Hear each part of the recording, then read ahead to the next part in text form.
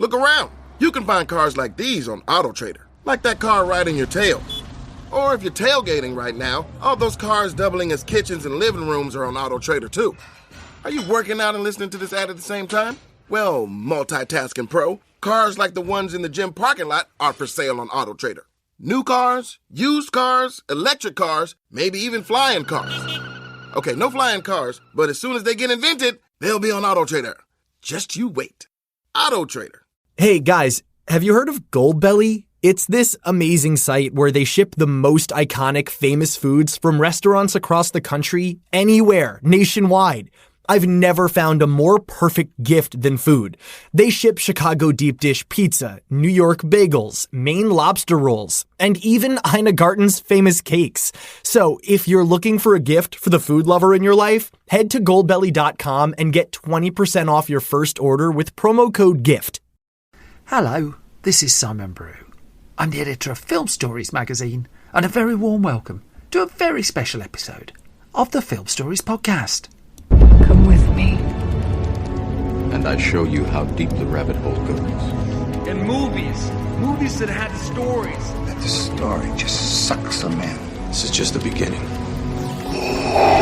Stories. We would be honored if you would join us. Hello, and a very warm welcome to Film Stories with Simon Brew. I am Simon Brew, as always. That's absolutely everything you need to know about me. The aim of the podcast, though, well, it's given away by the title. I'm here to talk of the stories of films, and I tend to talk about development stories, production stories, marketing stories, release stories, all the ingredients, really, that go towards making the films that we know and sometimes love. Just that, the films that we know and sometimes love.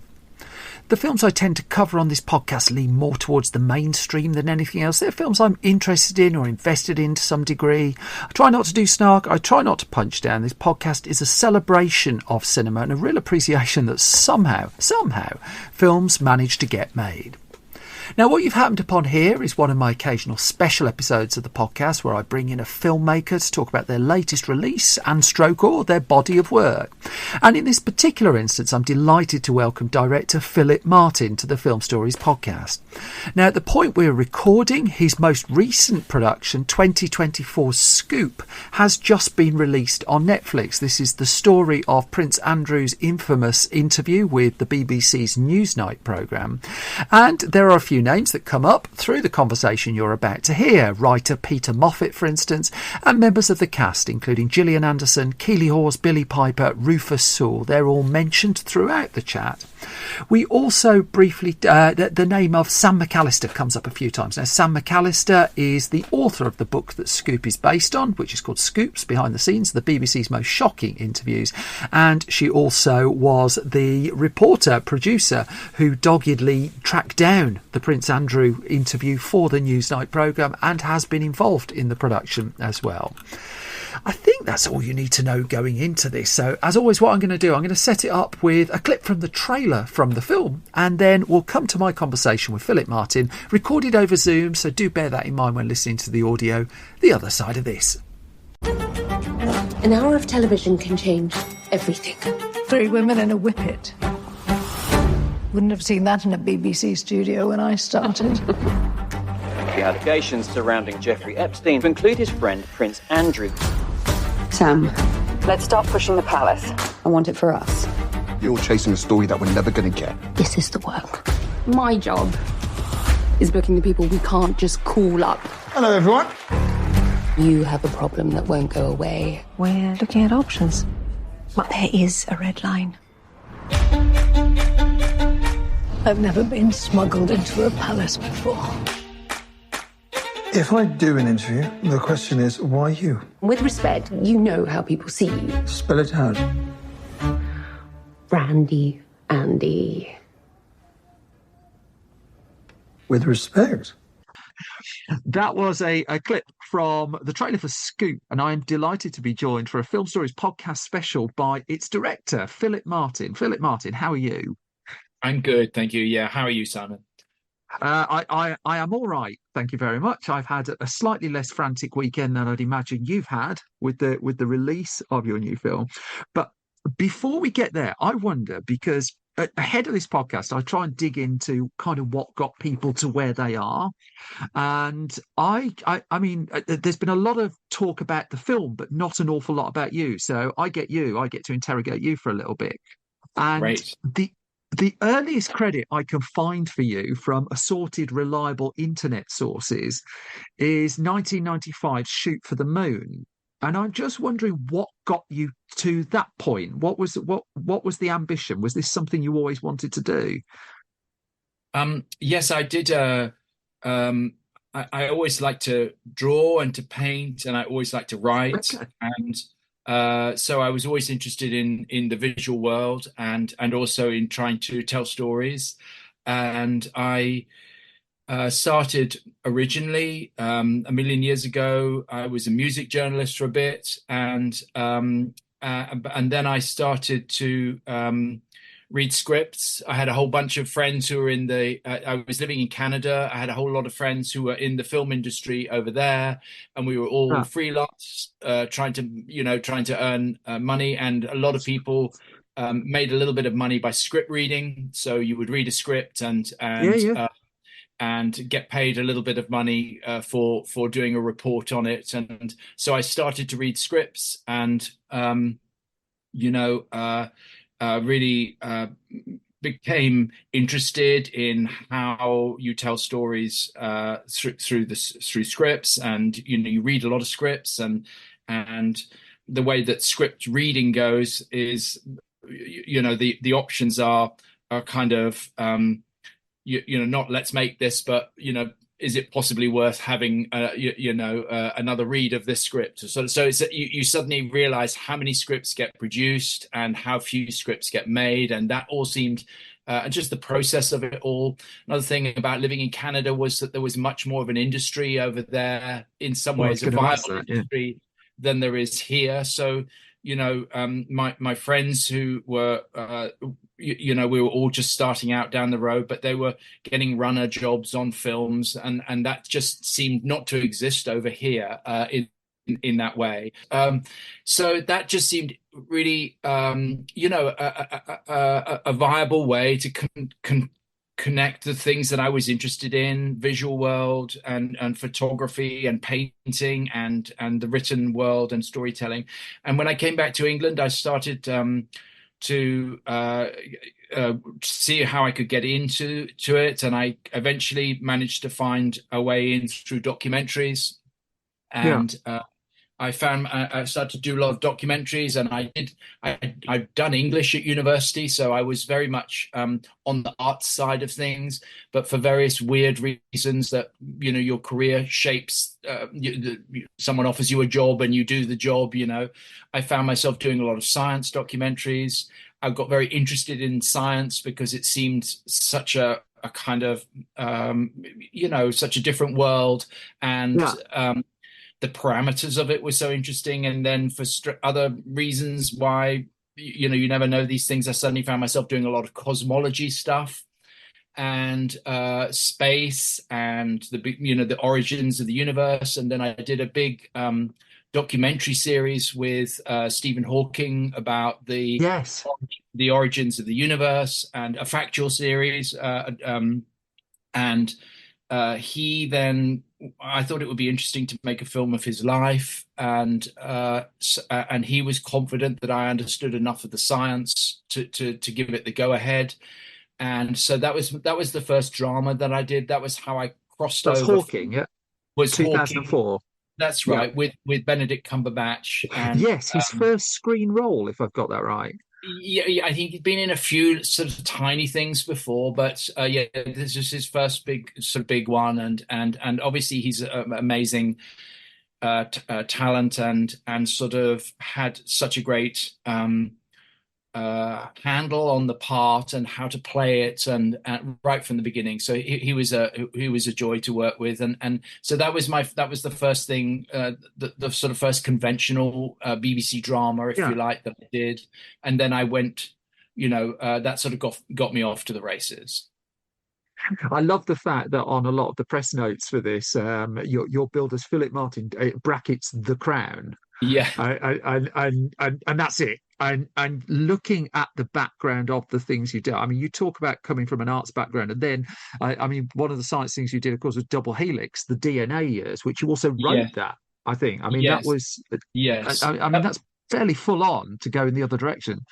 It was full on, and I think it was well, I know it was to do with the anniversary of the discovery of the double helix structure of DNA, and it was, I suppose, that was again very sort of interesting ideas behind it all, which were that, I suppose, has the discovery of DNA changed the way we think about what it means to be human, and how and where our humanity comes from, and how we sort of partly the sort of nature nurture thing, how we humans come to be the way that we are, and whether we inherit our characteristics through our biology, or whether they're sort of so it was a very sort of it was super interesting, and I suppose I find in drama, I find a lot of these sort of ideas, if you like, sort of bubble through it, and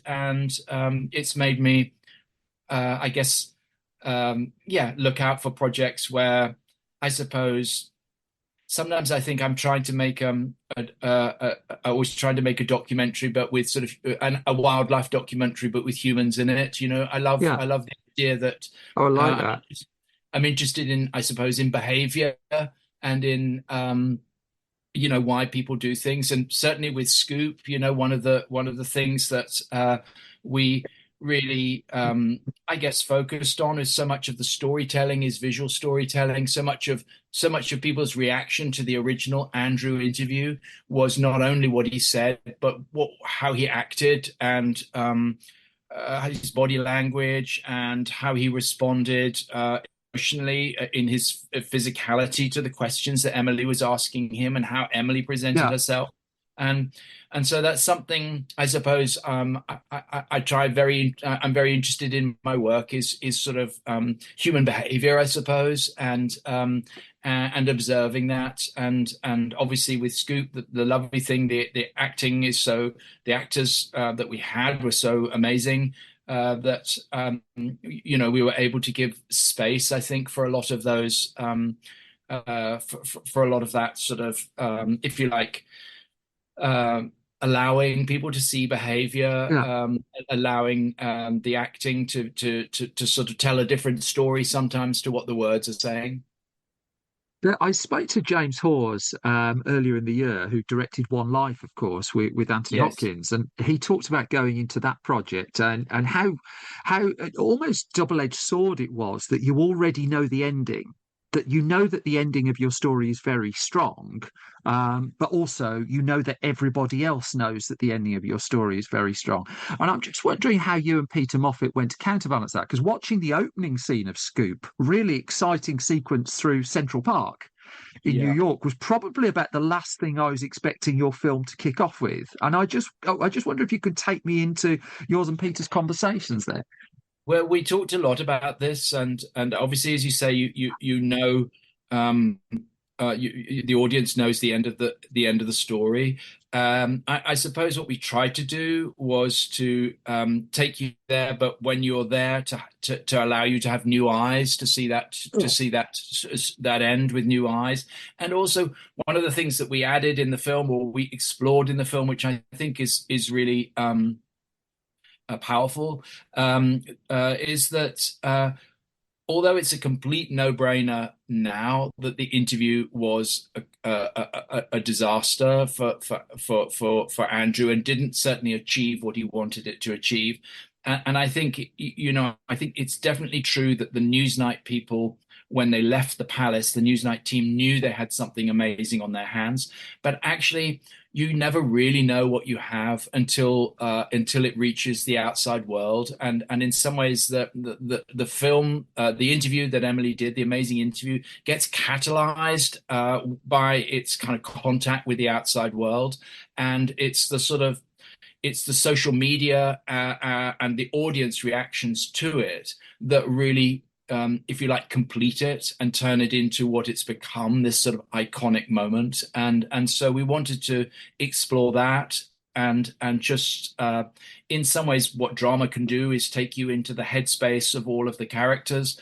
And so to put you into Andrew's world as he realizes that the interview hasn't done what he wanted it to do, to put you into Sam's world as she, it has gone through this extraordinary experience. And then she's thinking, well, what was that all about? What did it add up to? What did it mean? So, and I think that's what, in some ways, we were talking earlier about documentary and drama. I think what documentary can do is to give you information and in some ways in an emotional way, but ultimately to give you new information to process. And I think what drama can give you is a new emotional perspective. It can give you new eyes. It can put you into someone's head. And I suppose that's what we tried to do with the film, so that, yes, you could revisit the interview, but you could revisit it from the multiple perspectives of all of the people in the room. And somehow we could put our audience in the room and allow them to feel what it felt like to be there. I mean, I read Sam McAllister's book pretty much as it came out before I knew that there was a film of this coming. And I mean, what I love, I mean, amongst the many things I love about the book is before you get to the chapters on the Prince Andrew interview, there's the chapter on Steven Seagal walking out of an interview. So if you're looking to like do an anthology of these, I'm fascinated to see what you're going to do with that. But there's lots of stuff. I mean, there's 3 chapters in the book based just on this interview, and there's little details in there that were crucial to the investigation, but not crucial to your drama, as I see it. So one of them being Prince Andrew doing an interview actually with ITV along the original lines of what he wanted to do, which struck me when I'm reading it as a monumental turning point in the story. But in terms of the economy of the story you're looking to tell, you and Peter Moffat are very, very selective, and understandably so, in the details you go for. What was informing those choices? Were you looking to make sure that, for instance, this didn't become a 3-4 hour film? Were you looking for this to be a contained start to finish feature?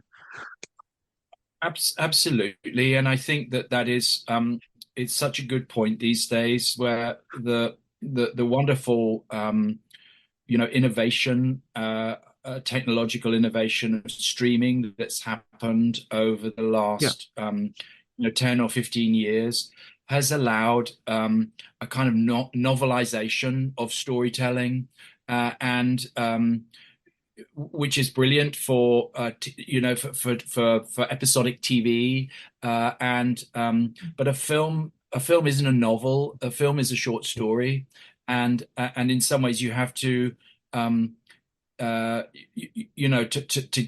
use a different analogy, you have to get the plane up in the air quite quickly. You have to fly it somewhere interesting, and then you have to land it, all within 90 minutes to 2 hours. And obviously in a sort of in a longer TV shaped project, you could have perhaps a subplot between the BBC and ITV trying to get the interview or whatever. But I think in this, you have to make tough choices. In a film, you have to sort of cut away the extraneous bits of the story that don't necessarily fit into the path that you're choosing. Different people will choose to go through the story in different ways, and this is the way that we chose.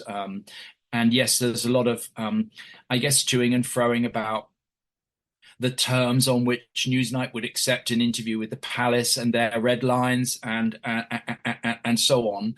And I think that it's just sometimes too complicated, and partly too complicated, but also the more stuff you have that isn't directly feeding into your central narrative, I think the more you not only add, but you also dilute your central narrative. It's not possible to have the same level of character depth in the areas that you choose if you're having, the more kind of story strands you introduce. So yeah, we tried to keep it as focused as we could. Support comes from ServiceNow. We're for people doing the fulfilling work they actually want to do. That's why this ad was written and read by a real person and not AI. You know what people don't want to do?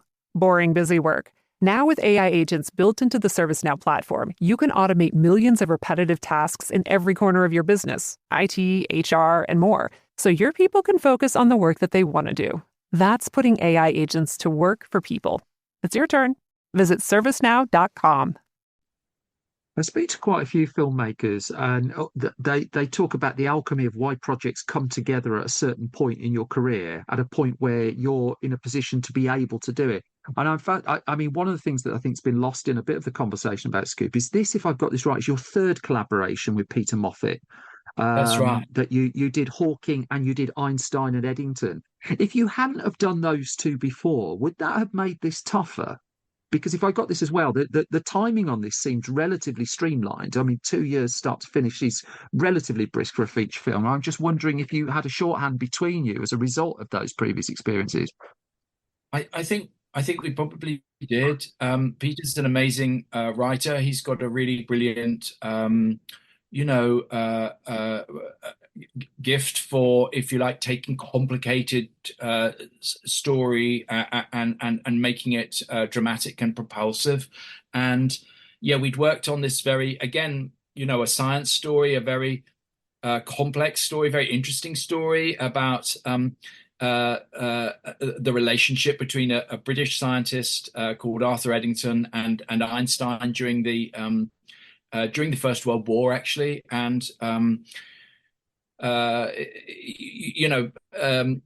was a solar eclipse yesterday, and it was the thing about, one of the things about our story with Einstein and Eddington was that it was Eddington's observations of an eclipse that allowed the physical proof of one of Einstein's theories, or it allowed him to actually caused Einstein to question his own theory and realize that his theory was slightly wrong, and to adjust it as a result of it. But it was again, complicated but very emotional territory, and very deeply emotional territory. And Peter's really brilliant at all of that sort of stuff. And Peter used to be a lawyer as well, and so he's very good at kind of marshalling all of the, if you like, the narrative information in a story like this, which is quite complex. And so yes, so no, it was definitely it was probably a good thing that we'd worked together before, and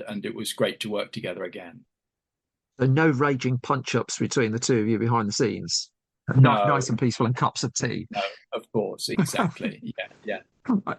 I mean, your own move into film, I appreciate it's a very blurry line between film and TV. I mean, I'm just looking for like key moments in your career. And I read an interview with John Travolta of you jumping on a plane, going from Europe to the US to meet him about possibly directing the film that became The Forger. And I read the interview, and John Travolta's telling this in a very matter-of-fact way. And then I tried to put myself in your head what that would be like on the eve of directing a film with a major Hollywood star, which would be your feature directorial debut. That can't be just another day at the office. I'm just wondering what the person who got on that plane was going through. It's a funny one with this world, because you have to really give every moment like that 100% of your your self-belief, and your you go for a meeting about a script, and you really have to give everything to it, and you have to believe that it's going to happen. And I think sometimes that's the job of the director, is to sort of convince everybody that it is possible to make the film that everyone else is thinking might not be possible to make. And so but it may be maybe you get a phone call a couple of days later and they tell you that you haven't got the job. So it is a weird job in that sense, that you sort of have to go into situations with a lot of conviction, and with and think around it, and sometimes you I guess you find an emotional connection with a project, and you think, okay, well, this is the bit of it that I'm interested in, and this is where I can bring something maybe that someone else couldn't. But yeah, no, John's an amazing performer and an amazing talent, a legendary, obviously a legendary person, great and wonderful. Wonderful to work with, it was great fun. Must have been I mean, just from the outside looking in, that's a terrifying plane ride because it's just the waiting. Yes, sure. Yes. I mean, once you're in the room, I'd imagine it's fine, but the hours knowing what you're going to do and what you're going to pitch for, do you ever get used to that? No, I don't. I think you probably stay kind of mildly terrified about everything all the time. And I think usually when you're in filmmaking, if there's a day that you think is going to, on set that you think you've got covered and is going to be quite straightforward, it very quickly turns into a complete sort of disaster. And quite often there are days where you think, I don't think we're going to get this. And suddenly something happens and you do get it, and everything comes together very quickly. And so there's a mysterious sort of magic at the process, at the heart of filmmaking, that is, I think, probably what keeps us all sort of hooked to it. You're sort of trying to catch something, you're trying to pursue something, and I think you all know when you've got it. There was a wonderful moment where in Scoop where we were all, the way the schedule worked is that we didn't do the interview first thing, and just because of schedule and availability and locations and all of that sort of thing. And then a couple of weeks into the shoot, Rufus and Gillian, came together in this room, and we filmed the interview. And we all sort of knew, but we didn't want to say that if the interview didn't work, then we didn't really have a film. And you're in a set, a big set that we built, and we're watching, and Rufus is sitting down and Gillian's sitting down, and we'd had this idea, or I'd had this idea, which often your ideas aren't any good, but this turned out to be a sensible idea, which was that the original interview in the script had been written as a series of short scenes, as you intercut between one setup or one location and another. You intercut between, and so we just joined all of the interview scenes together, and we filmed it as one. We filmed it in 20-minute takes, or just doing the whole interview as one long thing. And so yeah, we were all sitting around, lots and lots of people who've been on lots and lots of film sets, and suddenly you see that magic start to happen between Julian and Rufus, and the interviews coming to light. And you've had weeks of conversations about costume and prosthetics and set design, and we matched the room, we copied the carpet, we did all of these sort of technical things. We matched the BBC's camera setups, every sort of technical, physical thing that we could, we replicated in our own way. But in the end, you need something needs to breathe life into all of that, and suddenly the Rufus and Gillian were starting to do their thing, and you're just looking around the room, and everyone is entranced by it, and it's a bit of magic that's happening, and it's that sort of thing, I think, that you're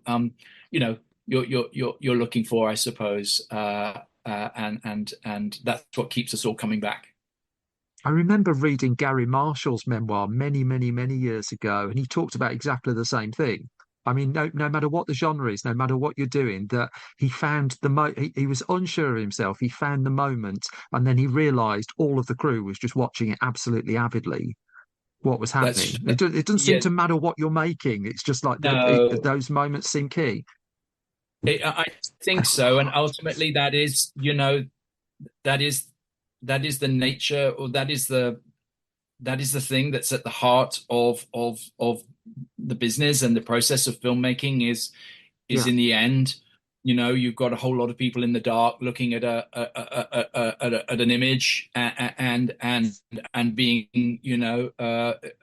being lost in it, I suppose, and that's the process. So you said you matched the BBC camera setups and you matched the room. There's one crucial detail from the book that you missed, which was the bit where, if I'm remembering this right, once they'd actually shot the interview, didn't they clear the room to set up a cinema and put something on? The interview room was where the Palace showed movies. It's just That's like right. you could have just got them all cleared out to watch Con Air afterwards or something. They'd love that. That's right.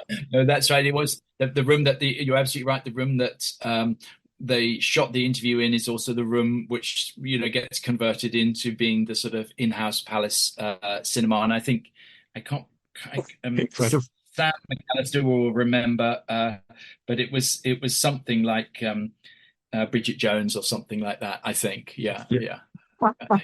So I mean, we're nearly out of time, but I mean, one of the interesting things about interviewing a filmmaker a few days after their film has come out is you've had a weekend where this film isn't yours anymore. That I mean, there are reactions, positive and negative, going on all around the world, and everyone seems to have a view on it. This was always going to be an impossible film to quietly slip out into the world. I'm just wondering how you as the human being are now, what your weekend was like, knowing that millions of people were watching this film, and now all of a sudden millions of people have a viewpoint on it. That strikes me as quite a surreal position to be in. It is, and it's a great position. I mean, the reaction's been phenomenal, and we've had so much positive response to it, and also so many conversations started, and it's a sort of it's a contentious topic, and people have very strong views on it, and you try to find. Right? That is the fun. You try to find a path through the story, and to try to tell a new story, and find your way through it. But yeah, no, it's an amazing process, particularly when you have this weird thing when you're making a film where you start on your own with a script, and then gradually more and more people get introduced to it, and suddenly you're months or years later, you're standing on a set with 100 people, and then the filming ends, and all of those people disappear, and it's just you and an editor in a room working away on something, and then more and more people get introduced to the process once again, and you have orchestras and visual effects people and so on. But it's a sort of odd process between sometimes very isolated or solitary existence, and then sometimes a hugely public one. And yeah, the last weekend was amazing. We had an incredible launch in London, and then it goes out, as you say, all over the world. And that's the amazing thing about the kind of business of putting a film on Netflix these days is that literally everybody on the planet, all the language versions done, all of that sort of stuff has all happened. In the old days, what used to happen was that you put out a film in say the English language, and then a few months later the different languages would be done. But everything happens. And it drops and it goes everywhere on the planet, and every single human being who wants to watch this film can watch it very quickly, and that's an extraordinary experience. It must be like making a Jurassic Park sequel, that you start something like that. There must be few films and projects once you come onto at an infancy, at a conceptual stage, where it's guaranteed that people are going to watch it.